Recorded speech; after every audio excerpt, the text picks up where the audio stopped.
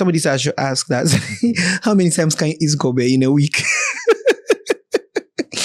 People like gobe. Oh, I know. It's beans. Is it fine to eat beans? It's good. Yeah, like almost, let's say 4 times a week. Yes, yeah, you can. It's fine. Yeah, so if you go to the Ghana food-based dietary guidelines, you realize that they are pushing more of taking more plant protein. So beans is a plant protein. Both the red and white beans. Yeah. Bambara beans. Yeah, so they're pushing for more in the red oil. Yeah, so as long as it's not because you told me that the red oil when I'm cooking, I shouldn't shake it.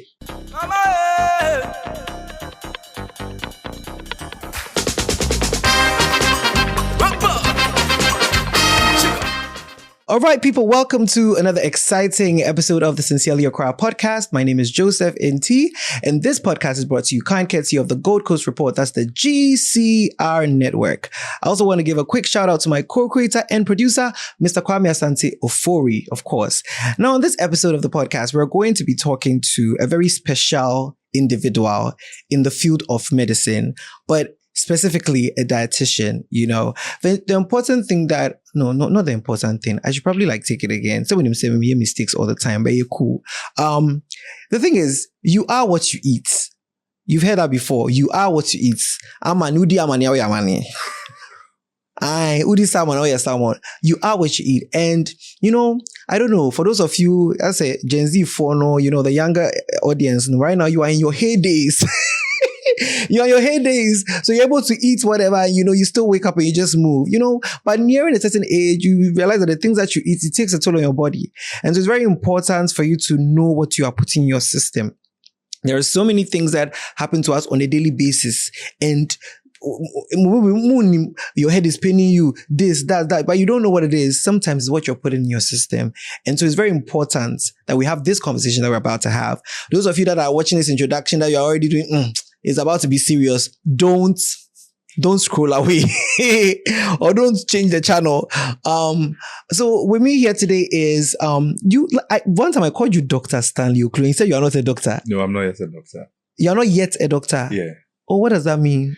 Okay, so for a dietitian, we are credentialed. We have our credentials. We are registered dietitians. Okay. Yes, but to get the title of a doctor, that'll be a PhD. I'll have to go back to school. Wait, but your colleagues do the 6 years in school? No, so those are medical students. Medical students? Yeah, so 6-7 years, yeah.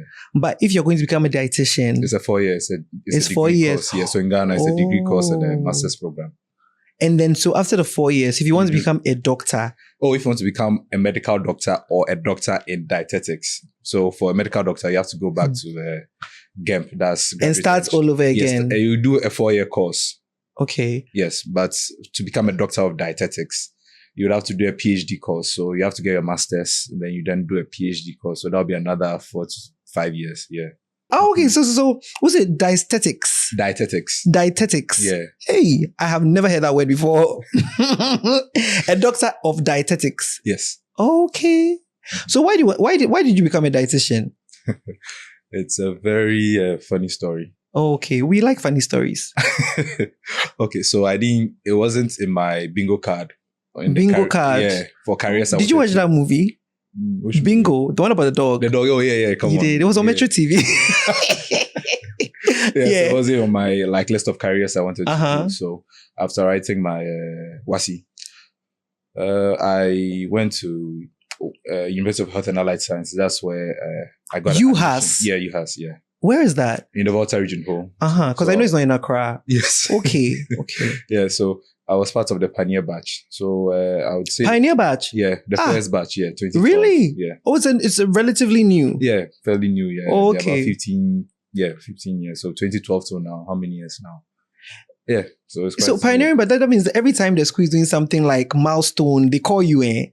Oh, not always. Eh. Not always, but at least. Oh, okay. Yeah. All right, continue.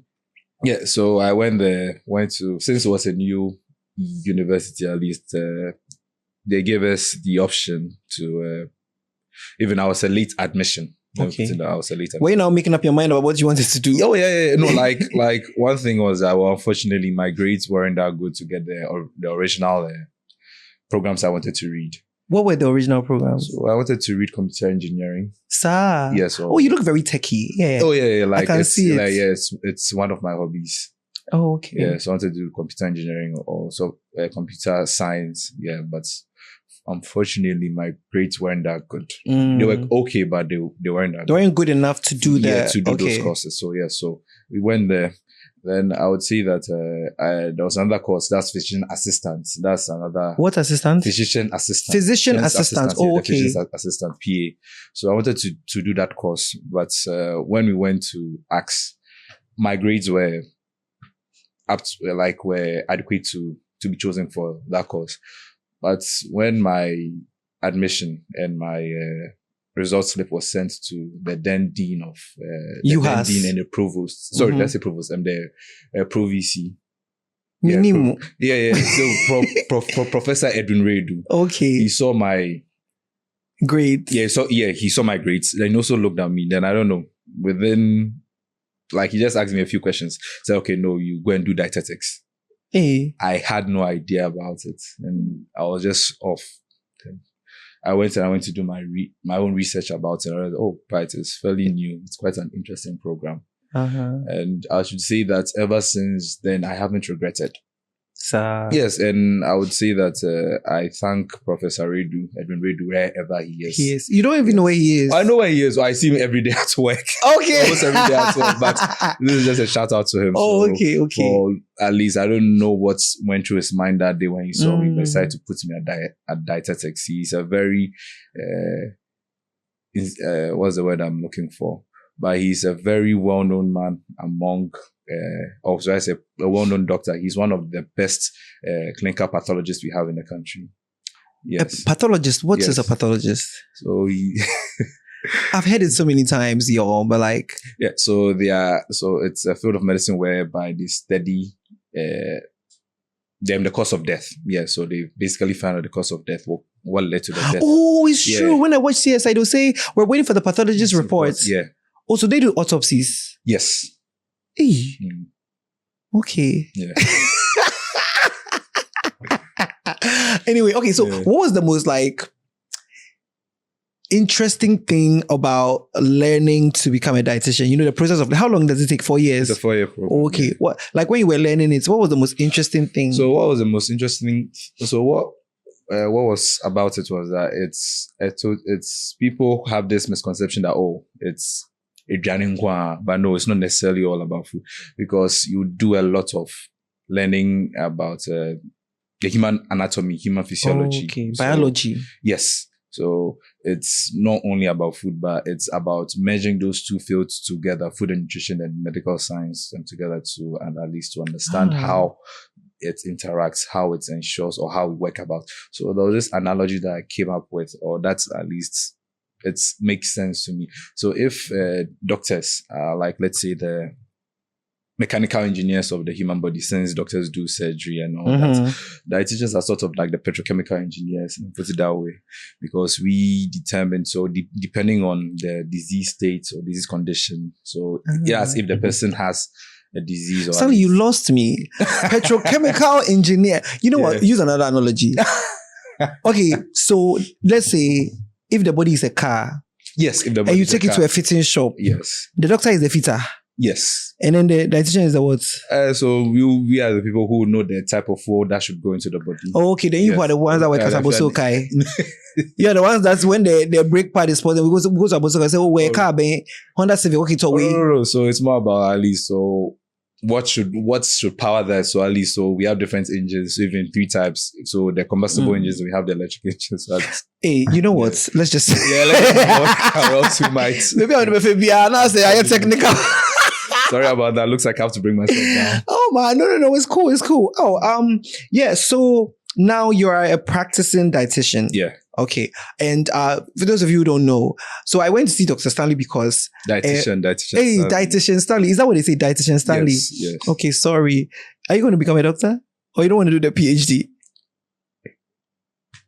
Once we stay in touch, you will find out in a couple of years' time. Okay, cool. No, I went to the dietitian, Stanley. If you guys remember on the Galamsey episode, my friend, Dr. Teresa Ruby Kote Papafew, yes, she linked me to Stanley because I'm a cholesterol, I see a borderline. I'm You know what I mean? So I went to see Dr. Stanley, and he helped me. And when I did my test 3 months later, my cholesterol had come down. And I said, you know what? I'm sure there are a lot of people that could benefit from this conversation. So let's start. What is a balanced diet? Because from the basics, when we are growing up, we say you have to eat a balanced diet. You have to eat a balanced diet. And I don't know that Ghanaians are eating balanced diets. Would you say Ghanaians eat a balanced diet? If you look at the eating habits of Ghanaians. So are we talking about current time frame, or at least if you look back, or would it be current time frame? I would say, well, it depends, but generally it's not necessarily balanced because, well, it will depend on your socio-economic status. So where you find yourself, what your wallets can provide. So basically, it's not. I should say, it's not really balanced. So what makes up a balanced diet? So what makes up a balanced diet is it's any meal that has all the 6 food groups. Yeah. Namely, so we have the whole and polished cereals and tubers.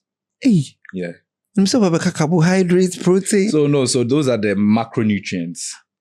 Okay. Yeah. Macro, like larger nutrients. Yeah, larger then what's your name? Is it the micronutrients? So those are the food. Mention the umbrella groups. Okay, you know what? Just continue. I don't want to cut you anymore. So we have the unpolished. Sorry, we have the whole unpolished cereals and tubers. Then we have the legumes and nuts. Okay. We have our proteins. We have our milk. We have our eggs. So we have our meat, fish, and eggs. We have our fats, or which we get from. We have our oils. We also have. There are 6 food groups, but so must every meal contain all of these things? Yes, they must contain. So we have also I'm polished grain ben between. That's I said tubers. Oh, okay. Yes. The cassava. Yeah, cassava, the right. plantain. Okay. Yeah. Then it should have everything. So we have our fruits, we have our vegetables too. Yeah. So I've basically mentioned all of them. Yeah. Wow. Okay. That's if we're keeping count. Okay, but like I feel like what people are used to is that they say protein, carbohydrates, and then fiber, and what is the fats? So the fats is basically what we take. So our soups, our stews. So that's where we get our fats from. There's fats in soup? Yes. How? The oil? Yeah, the oil. Come on. Yeah. Light soup, not oil being in. Yes, because depending on which type of fish you use. It comes out of the fish. Yeah. Or your protein, or whichever protein you use, it will come out from it. So it gets. Oh, even if you're boiling, like let's say goat's meat, you are steaming the goat's meat. Oil. Yeah, there's some fat in goats. Yeah, interesting. Goat's meat. Yeah, let me put it that way. Yeah. Okay, I see. So, ideally, what should you have more of on your plate? I've seen a lot of people say that you should have more protein, than the carbs, and then you have like something for fiber like vegetables and things like that. So, in the proportioning of the food, what should be more? So it's a balance. So you need the right proportions of all the various food groups. So right now, so we will need, and it also depends on the individual. Okay. But for a healthy person, we want your plate to, let me put it this way, half of your plate should be whole grains and cereals. Half? Yeah, half. Whole grains, so unrefined grains, cereals or tubers. Okay. Which tubers and roots. Then the other half, or should I say quarter, should be your vegetables. Okay. And your fruits. Then the remaining quarter should be at least, so what's left of that remaining quarter? Yeah, so protein, then your fat and oil takes about 5%. So then that means that when you if you're eating rice and stew, the rice should be more than the stew. Not necessarily. So it depends on the rice too. Hey. So like I said, so it needs to be whole. Whole grain. Yeah, whole grains. What are whole grains? So whole grains are grains that have not been polished or whereby they are. And it's a perfume rice, I polish you. Yeah, it's polished. It's polished. Yes. So we shouldn't be eating perfume rice? You can, but you shouldn't be taking large amounts of it. What do you mean by large amounts of it? Like, so large ones, so depending. So each and every, at every sitting. Not at every setting. So one thing is that when we talk about the servings or the proportions of food one is supposed to eat, it determines the total energy requirements or what your body needs for the entire day. Okay. So what my energy needs are is different from yours, mine. Oh, okay. Yes, due to various factors. So what we do as dietitians is that when an individual comes, we determine what your total daily needs are. Then we would have to go through a bit of assessment. Like we go through assessment, we find out, what are the foods that you eat, so that we don't bring foods that are alien to you or you don't normally eat. It's so true. I remember he asked me what kind of job I do and everything. And then you check my body fat. Yes. 21% body fat. Oh, or then less than that. It was 21%. 21. Yes, I remember. Okay. Yeah. So for each, when we determine your energy requirements, then we find out, these are the foods that you eat. We will then look at your energy requirements, then it be spread across the number of times you are able to eat. Then because I want to just give some context to you. So let's say you work a high energy job, manual labor, you're always carrying things, and what would be the proportions? So more carbs or more protein? Yeah, more carbs. More carbs for high energy. And at least more carbs and protein. So it should be at a good proportion. So so one thing is that we have it's called the AMDR. I've forgotten the abbreviation. So that's the AM. Don't worry, they'll Google it. AMDI. AMDR. AMDR. Yeah. So it stipulates the percentage of macronutrients you're supposed to have in your meals. Okay. So it's for carbohydrates, it's from 40% all the way to 60%. So it's a total of 100%. So if carbohydrates 40 to 60%, proteins are meant to take 15 to 30%. Okay. Then fats are 10 to 20%, if my memory serves me right. I see. So it's within that proportion, and we use that as a reference point or a guide. So so that's why we take things into consideration, such as the person's job. So if the person, like you said with your example, if the person is manual labor, he will need a lot of energy. So as we all know, carbohydrates are energy giving foods. Okay. And the person is going to use up all that energy. So you need more carbohydrates in his diet. But we need to make sure that they are healthy carbohydrates, or like I said, the whole unpolished grains and the root. Which carbohydrates are unhealthy? Can you give us an example of unhealthy carbohydrates? So is that a crazy question?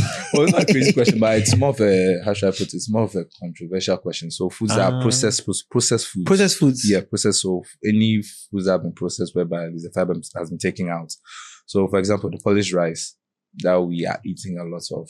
Hey, basmati rice. Well, basmati rice it's okay. It's okay. Its carbohydrate content is quite low. Okay. It's low, yes. The carbohydrate content is low. Yes. So. Okay. All right. So what about sedentary workers? Because a lot of people have sit-down jobs at a desk. Yes. What do they need more of for a sedentary worker? For a sedentary worker, so you need more vegetables. More vegetables. Yes, because of the nutrients, the micronutrients that are there, so at least. And also, so let me go back to the AMDR, so the carbohydrates. So for a sedentary worker, so like I said, but all sedentary workers aren't the same. Yes, so sedentary workers will try to aim for at least a carbohydrate percentage of 40 to 50%. And then more protein. Yeah, protein should be around 20 to 30%. And then the vegetables. So like the carbohydrates. So one thing is that vegetables and fruits, they have some carbohydrates inside. So it's lumped up. It's lumped up. Yes, okay. Lumped up into that. So, okay. Yeah. So then if you say carbohydrates like 40% for sedentary worker. Yeah, so meaning that your unpolished grains and cereals, then you also have your vegetables as part of that. Yes. So as we go back to the plates, or at least the proportion. So ideally, your carbohydrates. So I have to correct that because things have changed now. So at least, what our reference initially was that's a Mauye revision, pal. I'm telling you. Oh, don't worry. I guess that we've moved. It's called My Plate. It was something that was developed by international partners. So that's in the States and in the United States. So it's called My Plate, and that's for the United States. And the Eat Well Plate, that's for the UK. or for Europe. But for Ghana, we've now developed our own. Oh, we have? Yes, so it's called we've now developed our own dietary-based guidelines. Oh, okay. So it's the Ghana food dietary-based guidelines. It was 2023. It was released. Yeah. It was developed in 2023, but it looks like it was launched last year. Yes. Oh, okay. So yeah. So okay. If you want to read about it, where you can go online. So just Google Ghana food-based dietary guidelines. Ghana food-based dietary guidelines, and it takes into consideration the kind of food that we eat. Yes. So it's put in more in a local context. So it gives the proportion of all these the food groups, and at least so to give recommendations. But like I said, the general recommendations differ from person to person. Person to person. Yes. Okay. True. All right. So then let's just move on to cholesterol. What contributes into high cholesterol? So, what contributes to high cholesterol? So there are various ways that contributes to high cholesterol, various things. So right now it's a lifestyle disease. So dyslipidemia or hypercholesterolemia.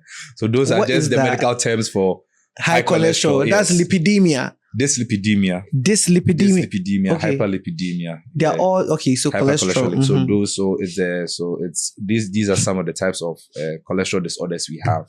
Yes, but so those are the medical terms. So what leads to it is one a high intake of fatty foods that are ultra processed, foods that are rich in that have a lot of fats, and especially the bad fats, the trans fats, and the cis fats. Yes. So, okay. So, when you say food that are high in bad fats, would you say foods that are being fried? Yeah, deep fried. Deep fried? Yes. Fried yam? Yes. Fried plantain? Yes. What about the chips that come in a bag? Lay's chips. So for those ones, I'm not too sure. They are processed. Yeah, they are processed. So yeah, so it's also, but as to how it's fried, but they are also contributing factors. So any ultra processed food, any food that's been processed. So right now we have levels. We have processed foods. We also have ultra processed foods, whereby at least so it's processed, whereby at least one component has been taken out. Okay. So for example, like let's say rice. Rice is not as white as it is. It's brown. That's why I also have brown rice. So that's more whole. It's whole. It hasn't been touched. It's not been processed. Okay. So we then further go down to when it's been processed. So when the brown or that's the fiber or the gem of the rice has been taken off. Oh, okay. And that's when it becomes processed. But let's say, for example, let me give you another example. So for corn. So for corn like this, in corn on the cob, it's whole. Okay. If you take it roasted or boiled, it's whole. Yes. But if it goes down the chain of production, whereby it's milled into a flour, or at least they take out, so what they'll do is that they'll take off its gem, the husk, whereby you get to its starch components or the carbohydrate components. Okay. Then it's used to prepare. I'm even trying to think of a local example. Banku. Is it Banku? No. Banku at least is milled. Kenke. No, Kenke is also fine. What comes to mind is like equid baby. Okay, yeah. Yes, because some they would make sure that the husk of the corn, the corn grain is taken off, so at least. So over there it has been processed a bit. That's been processed, but whereby it's ultra processed. Like let's say, I don't know whether I know a tortilla chip. Okay, yes. So it's been processed. Hey, tortilla. Yeah, tortilla. Okay, it's not. But doctor, dietitian, I want to know how can you manage cholesterol? So let's say that you have been made aware that your cholesterol is high, which by the way, you said bad fats like deep fried foods. Yeah, a lot of intake of that. Is exercise enough? If you're very active, you're doing exercise, is that enough, or you still have to change your diet? Oh, you still have to, there will still need to be some lifestyle modifications. Okay. To ensure that at least. So that's if, when we assess you, we find out that, okay, fine. You're not, either you're a sedentary person or you're not a sedentary person. If you're a sedentary person, we then advise you that, do more exercise, increase your intake of fiber, because fiber is going to ensure that it binds to excess fat that's in your diet. So fiber fights fat? Yes. It breaks it down? It doesn't break it down. What does it binds to it, so it prevents it from being absorbed. into your bloodstream. Yes, during digestion and absorption. So once it's in your diet, it's going to bind up to any excess. Anything. And your body will take what it needs and the rest will just let it go. Yeah. So let's say you're eating a fatty food. A great way to manage it is to have a lot of fiber. A great way to manage it is not to eat the fatty food at all. The first place. Yes. So one thing is that I just there to complement, because if fiber, but that's not the only role of fiber in your diet. Because it plays a lot of other roles. Yes, thank you very much. It plays a lot of very important roles in your digestive system. Okay. So you need it to ensure that apart from fighting or at least binding to excess fat, it also binds to excess carbohydrates that your body doesn't need. Yeah, to prevent your blood sugar from spiking. Oh, okay. And which also prevents your body from your pancreas from overworking in producing a lot of insulin. And when you are a bit older, that's when you are diagnosed with diabetes later on in life. Because right now, diabetes is a chronic disease. Okay. And it starts in your early 20s. So apart from the type 2, let me be specific, type 2 diabetes, we have those with type 1 diabetes. That's a genetic. So the type 1 it's caused by hereditary. Yes, hereditary. And then type 2 is when you get it from it's lifestyle. Yes. So, okay. And so if I get you right, if you have intake of fiber, it can help reduce the what's the word? The possibility, because it helps your pancreas. Yes, so it helps your pancreas from overproducing insulin, because your pancreas is the point where insulin is produced, or is the organ where insulin is produced. So once you eat a high carbohydrate meal or high in simple sugars or processed carbohydrates, what your body does is that once it realizes that there's carbohydrates in the blood, there's this level of carbohydrates in the blood, your body would send signals to the pancreas, produce this amount of insulin. Okay. So that it helps push the carbohydrates or the glucose, let me be specific, the glucose into your cells for energy production. But one thing is that if you overwork the pancreas, at a point is going to, its efficiency is going to reduce. Oh, so that's why if you have diabetes, you have to get insulin shots, because your pancreas cannot naturally produce the insulin. It's not producing enough to fight the. And also one thing is that the presence of excess fats, or at least having a high body fat, would interfere with the function of insulin in ensuring that it moves glucose from your bloodstream into your cells. So at that point, it's called insulin resistance. Okay. Yes. So basically, the fat is acting as a stumbling block to the function of insulin. Okay. Yes. So basically, from what we are saying, fiber is very important. Yes. How can people add fiber to their diet? I know oats. Yes, oats is one. Yeah. And even you said vegetables. Yeah, vegetables. What else? So fruits. Yes. Okay. But fruits. One thing is that it needs to be taken in. Addition.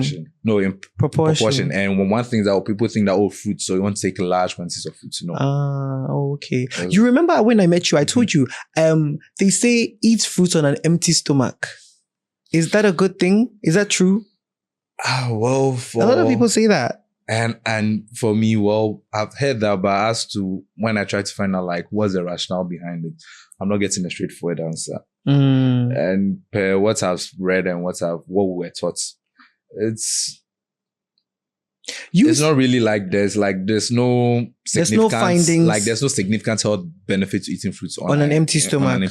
And I remember you did say that fruits should be eaten as a snack. Yes, because I used to eat just fruits in the morning, and you said it wasn't good because it contributes to high blood sugar or something like that. It can also spike your blood sugars. So you shouldn't eat just fruit. Some of you healthy life, so you eat fruits in the morning and say I'm good to go. No, you always have to have some meal. So so it doesn't necessarily have to be breakfast. So, but something in addition to. Yes. So, but the fruit shouldn't be. But one thing is that it's not as if you can't take fruits at all with your breakfast. You can take it with your breakfast. Okay. But it needs to be taken in a right proportion. Yeah. Okay. To complement it. If you eat a whole pawpaw, is that too much, or you have to eat half? Yeah. That's too much. So a half.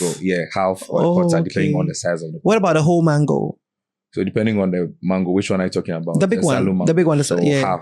Half. Yes. I used to eat one whole mango.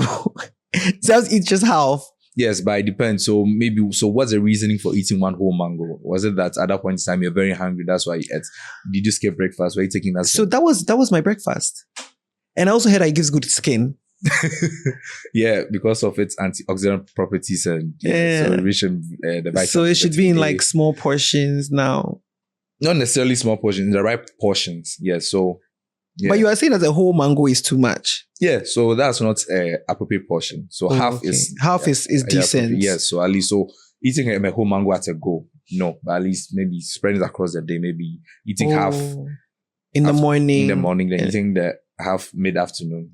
That's Oh, okay. That's very good to know, because a lot of you, when you go to the office, you buy fruits, you buy the whole thing, they cut it to the takeaway, then go and eat the whole thing. Then you can't try too much. Okay, let's get into some myths that we've heard about diets, because I asked some of my friends and things. People were sending a lot of things. People say brown sugar is better. Tell us, because what I know is that brown sugar is just white sugar mixed with honey. That's what I know. I don't know if it's true. Why is brown sugar better than white sugar, or is it just a lie?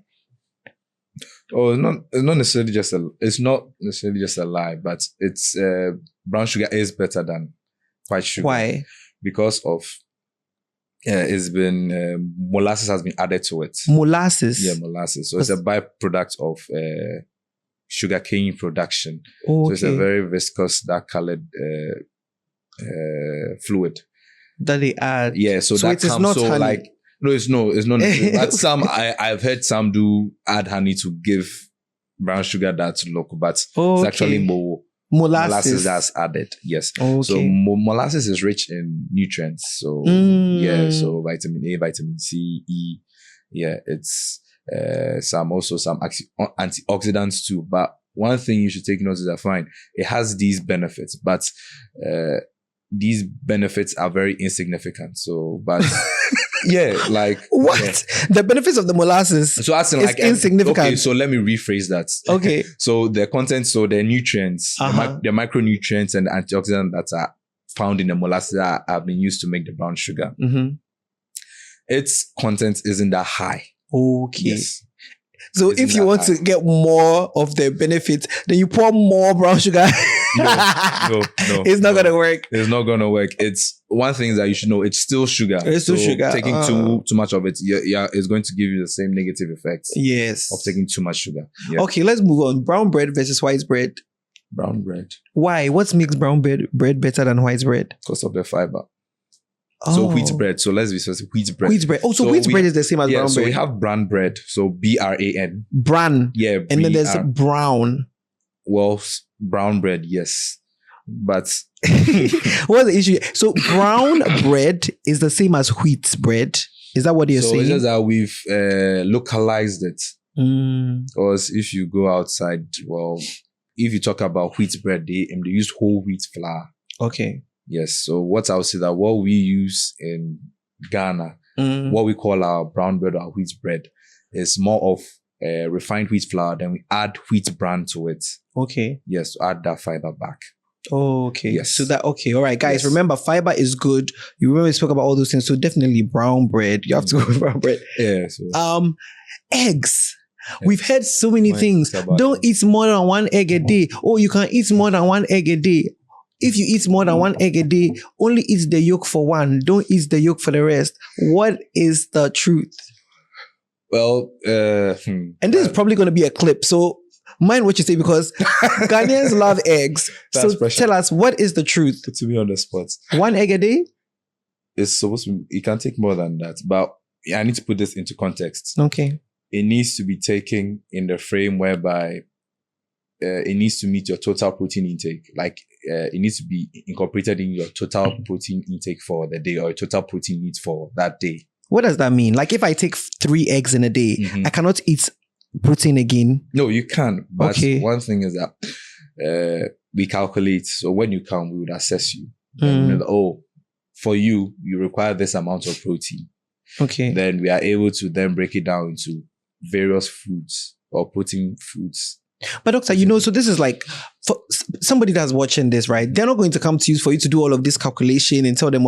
So as they are living their day-to-day lives and they are eating eggs, how many can they have? This will be a bit... It's a tricky question. Yeah, it's a very tricky question. It's challenging. But what's like, per the recommendations, you can have at least multiple eggs a day. Okay. But you just need to take the, how do you call it, the yolk out. The yolk out. Yes, you can have so the egg white. Yeah. Okay, you can eat multiple eggs if you're eating the egg whites. Yeah. But then if you are going to have multiple eggs, you can only eat the egg yolk for one. So is that what you're saying? Like, there's still a lot of debate around it. Because one thing that people say, oh, the yolk is a source of cholesterol. It is a source of cholesterol. But one thing is that it's dietary cholesterol. It's what the body prefers. And it can easily use for the makeup of various let's say for enzymes, for hormones, for body components, yes. But also, boiled versus fried. Boiled is better. Yeah.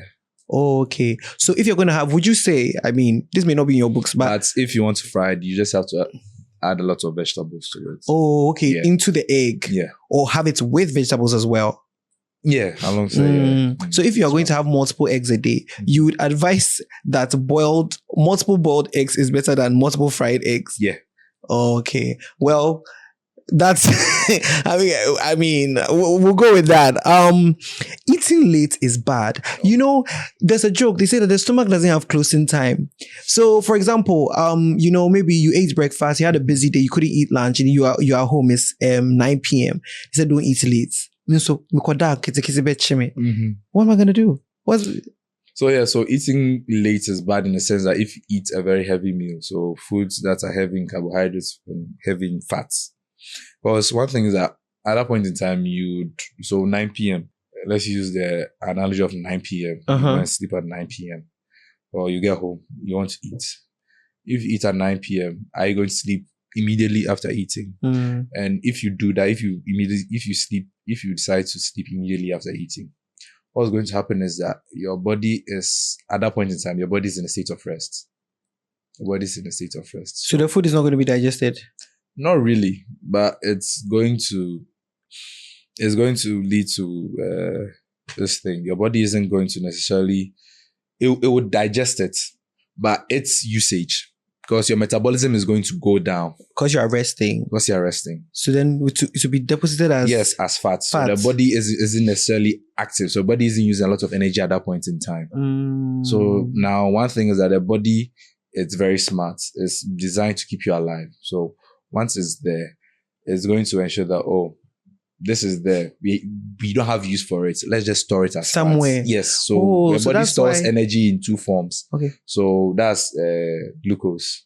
So it stores in the form of glycogen, and it's stored mainly in the muscles and the liver. Okay. So fats there, it's stored basically almost everywhere in the body, but it varies from male to female.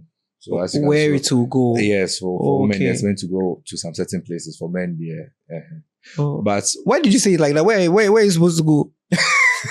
The way you said it now, I want to know where are you supposed to go. Doctor, where does the fat go in men? So ideally, men, we are supposed, fats is at least in our abdomen. Okay. But it's supposed to be there at a certain percentage, not a lot. A lot.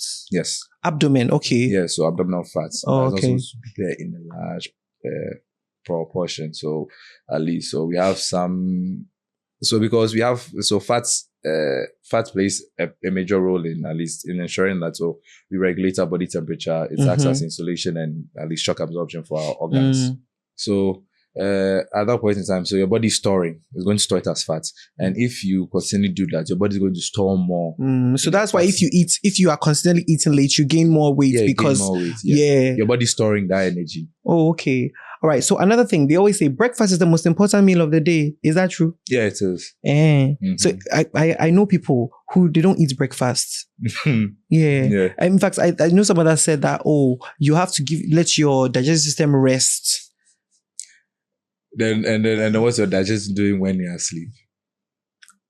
Oh my God. It's true. You have said it. I think we can move on.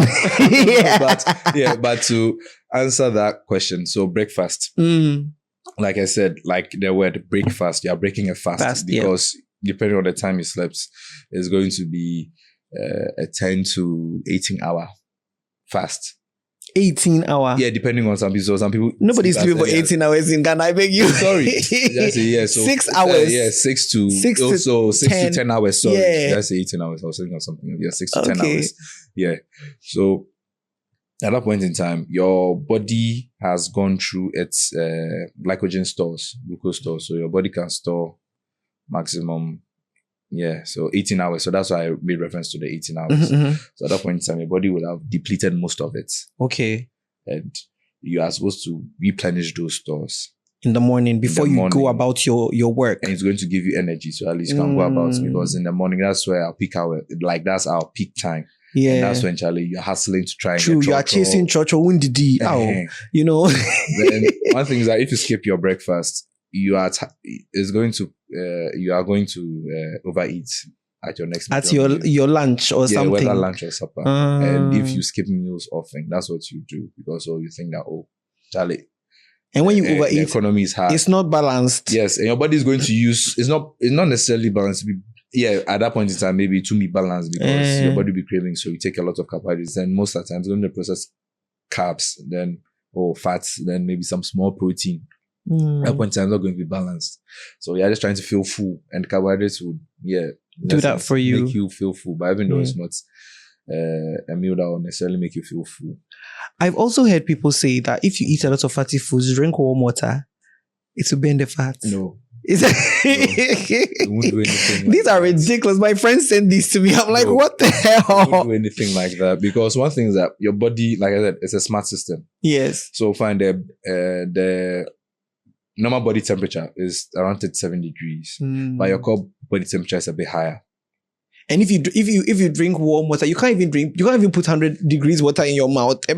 Yeah, so drinking warm water, like, I just don't get, anytime people come around and tell me that, like, I just... Oh, people have been saying that? Oh yeah, they've been saying that. And who is making these things up? Well, it's just people feel like they do experiments outside of the human body, and they think that, once it's done, once it's... You pour the thing into then you see, it doesn't work. But that's not so. One thing is that we live in a very temperature, like, in the temperature, it's hot. It's very hot. Yes. And you're going to drink hot water too on top. You're just raising your internal body temperature. That's crazy. And one thing is that your body, and it's not the hot water that's going to melt in the fat. Your stomach is producing HCl.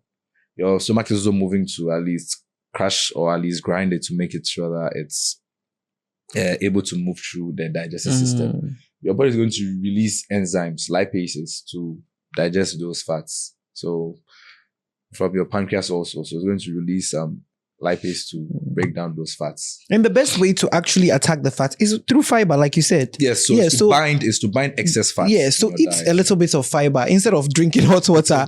What do you think about intermittent fasting? I've met a lot of people who are trying to lose weight and they say, I'm doing OMAD, 1 meal a day, intermittent fasting. Oh, intermittent is not necessarily 1 meal a day. Oh, I mean, I'm putting them together. Yeah, but like... So, let's start with intermittent fasting. So the intermittent fasting, so for what I know it's used to help some people to control their blood sugars. I know it was initially used in people with diabetes. Oh, okay. What I've read. But for weight loss, what do you think? But it's a side effect. Like, it would lead to weight loss. Because how intermittent fasting goes is like, you are fasting, and you are going to, so you fast for a prolonged time, but you're going to eat like your total daily energy requirements within a set amount of time, like within 8 to 10 hours, instead of it spread across the entire whole day. So you skip breakfast. So you have your breakfast maybe around 1. Okay. Then you finish eating by... Hey, you know the Ghanaian brunch. But one thing is that it needs to be controlled. The food needs to be calculated whereby it's meeting your total needs, or less than your total daily energy needs. Oh, less than? Yeah. So at least, so if it's to help you lose weight, there needs to be a deficit in your energy intake from the food that you get. Okay. So they'll skip breakfast, then they'll have them a late breakfast, maybe around 1 midday. Then they would it will be spaced out, so 2 to 3 hours. Then you have your lunch. Then 2 to 3 your next meal at that time. Okay, well, can it technically be called lunch if it's after 3 o'clock? I mean, breakfast no crowd for no one lunch. So your first meal of the day. Then 2 to 3 hours, 4 hours, then you have your next meal, then the next 4 hours again. So basically it works, but it has to be done well and regulated. So that's what they're saying. I want to move on to gari. They say that if you eat a lot of gari, your eyes will hurt. It ruins your eyesight, sorry. It's something that I recall it's something that we debunked back in school. Oh, it's not true? Oh, it's not true. So where did that come from? So it's more of, how should I call it? It's more of a local, this thing. Because one thing, people were just eating gari. But you can't eat gari without nothing. Hey. How many options? Hey, crab, at least the gari that you pour water. Okay, what soakings? What about soakings? Soakings, fine. Gari soakings, you add your sugar, you add some milk. Hey, crab, even if you add milk, granite in cat here. So you mean gari on its own, no real gari, cassava flakes, raw, that one is not, it can cause something to your eyes? Not necessarily, but it's one thing is that the issue is a deficiency. Because but I'm sure it's a wrong correlation. Let me put it that way. That people have made. Yeah, people have made. Because they realize that people who have bad eyesight, because they were deficient in vitamin A or so, they realize that they were eating a lot of gari. They just made they just made somebody just made that funny correlation. I see. Too much gari will lead to bad eyesight, but it's not necessarily true because it's a deficiency because they weren't taking, they weren't adding the necessary accoutrements to go along with the gari. Yes, so at least say crack gari. If you're taking your gari, but you take it with your stew, take it with your soup. Gari for Kakra. So that's fine. So okay, so the last thing I have here is somebody said I should ask that how many times can you eat gobe in a week? People like gobe. Oh, I know. It's beans. Is it fine to eat beans? Yeah, it's good. Yeah, like almost, let's say 4 times a week. Yes, you can. It's fine. Yeah, so if you go to the Ghana food-based dietary guidelines, you realize that they are pushing more of taking more plant protein. So beans is a plant protein. Both the red and white beans. Yeah. Bambara beans. Yeah. So they're pushing for more in the red oil. Yeah, so as long as it's not because you told me that the red oil when I'm cooking, I shouldn't shake it. Yes, because you said just use the top. Yeah, you just use the fluid parts and the liquid. Why? Parts. What's wrong? Because it's palm oil. It's a source of it's a fat source. Okay. So one thing is that we have 2 types of fats: saturated fats and unsaturated fats. Which one is good? Which one is bad?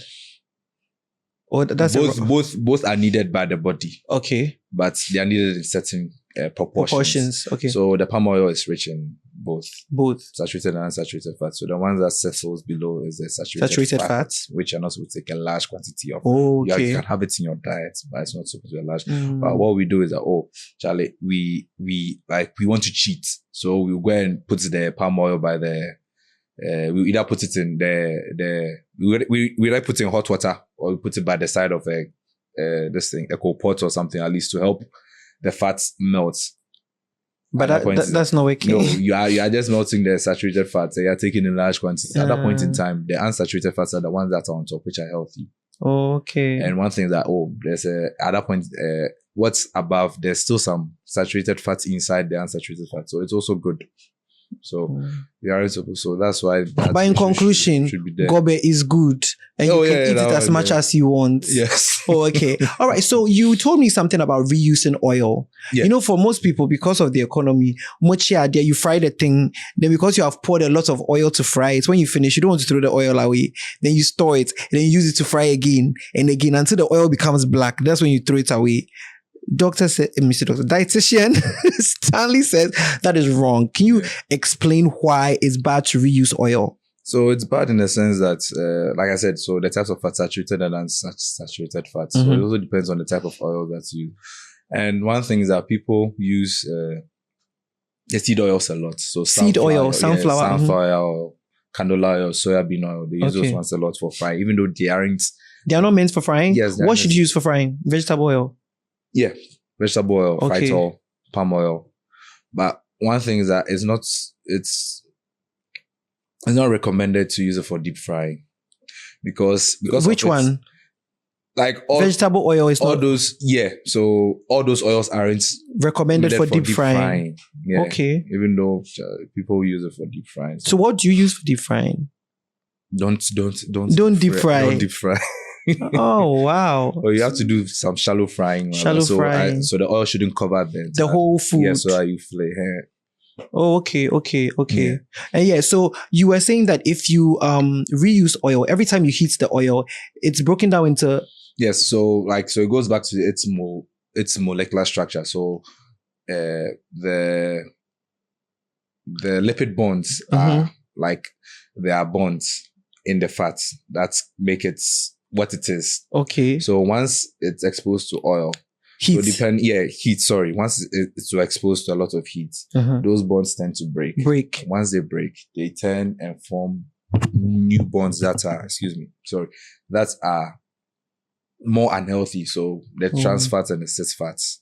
And when you use it for a long, so with every frying you are heating, it is breaking down to bad fats. Then you fry it again, more bad fats. So you are using it. And one thing is that once you deep fry, the food absorbs all the fats. Oh, all the bad fats, and then then you heat it. So it leads to high cholesterol. Yes, it can also lead to high cholesterol. Okay. It will lead to high cholesterol. Okay, but you also said that usually if you go out and then like I've bought food that has been fried, you should remove the skin.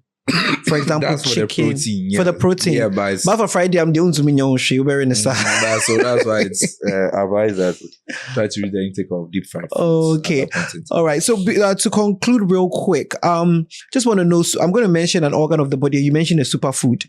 So food that's like, if you eat, it helps that particular organ. All right. So the heart. The heart, there are quite a lot. So off my head, so nuts. Yes. So almond nuts, groundnuts, yes. Cashew nuts. Cashew nuts, yeah. Okay. So, okay, kidney, water. Yes. No, so Stanley said we're actually supposed to be drinking 2 liters of water. That's the minimum. That's the minimum, actually. 2.5. So you know the small bottle, the 500 ml. Yeah. That's 4. Yeah, so that's 4 to 5 bottles. 4 to 5 bottles. Or the pure water sachet. So.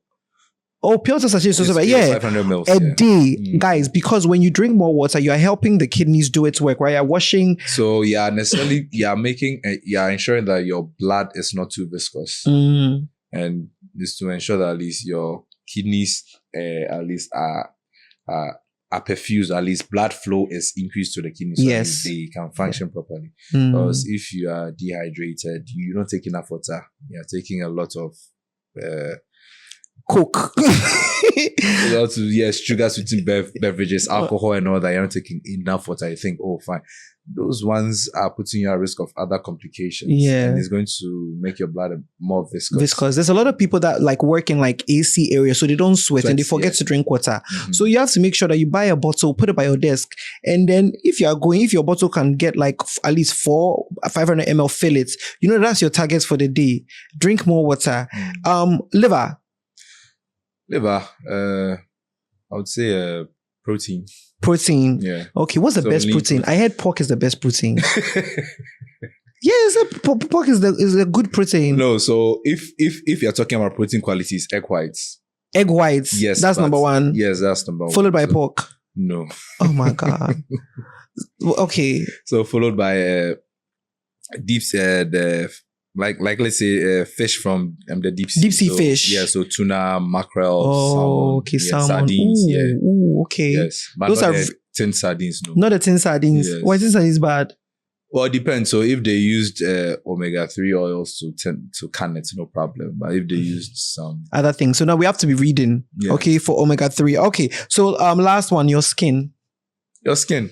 So mango. You know that right now, so when it comes to your skin, so you need foods that are rich in vitamin A, vitamin E, vitamin C. So that's basically the fruits. Vitamin A, vitamin E, and vitamin C. And C. Yes. You know that guy, Ashton Hall?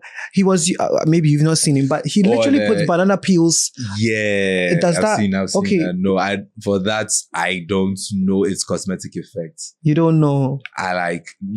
When I first saw it, I was You were confused. Yes, wait, why? Don't worry. Because wait, is he trying to mock crackers. He's black, banana peel. Oh, that's where your mind went. Yes. Unfortunately. Okay. Well, I just think that now that you don't know, then it was probably something that he just did for, sugar reasons. Yeah. He did it just to Anyway, okay, guys. Also soon, this has been a lengthy conversation, and I know that sometimes when we get very technical and healthy, a lot of people switch off. But it's very important that in your youth, you take care of your body, the things that you're putting into it and everything, because when you grow older, right, some of these complications, it will reduce the quality of life that you can live.